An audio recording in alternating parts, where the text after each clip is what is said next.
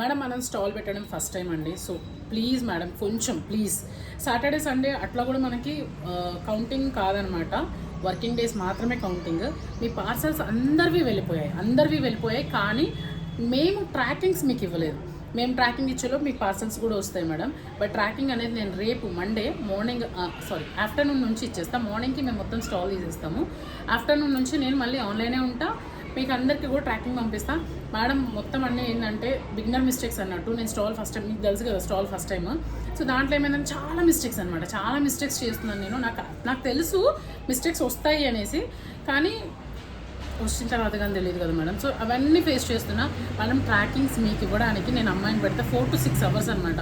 ఆ 4 to 6 hours please నాకు నిన్న ఇవాళ అంతే 2 days మనం పెట్టింది 2 days, కానీ వర్క్ చూసుకుంటే తీయడానికి కానీ పెట్టడానికి కానీ 4 days అనమాట.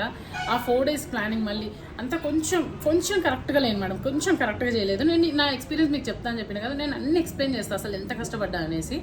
బట్ ప్లీజ్ కొంచెం అర్థం చేసుకోండి. మన పాత మేడం వాళ్ళు అందరూ అర్థం చేసుకున్నారు, వాళ్ళకి అర్థం అవుతుంది ఏంటంటే మేడం ఈ పనిలో ఉన్నారు అని చెప్పేసి. ఎందుకంటే నేను మనీ వెయ్యకుండా కూడా నేను పార్సల్స్ చేసినవి కూడా చాలా ఉన్నాయండి, ఎందుకంటే నాకు అంత ట్రస్ట్ మీ మీద. బట్ నేను అందుకని చెప్తున్నా. బట్ కొత్త వాళ్ళు మేడం మీకే చెప్తున్నా, ప్లీజ్ కంగారు పడకండి. పార్సల్స్ అన్నీ వెళ్ళిపోయింది.